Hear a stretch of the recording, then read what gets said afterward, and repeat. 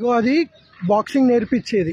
So ఆ proudest moments నాకేంటి చూడు, నా పాప కొరకు నేను గ్లౌ తీసుకొస్తున్నాను. ఆల్రెడీ అది బాక్సింగ్ ఛాంపియన్, మస్తు సార్లు ఆడింది, ప్రాక్టీస్ చేసింది. ఇప్పుడు ఎప్పుడు ఇటు వచ్చినప్పుడు కూడా అది బాక్సింగ్ గ్లౌ మిస్ అవుతున్నాం, ఇంట్లో పెట్టేసి ఇక్కడికి వస్తాం.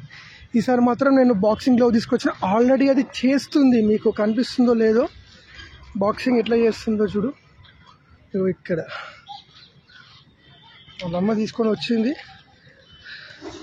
ఎస్, తీసుకొని వచ్చింది.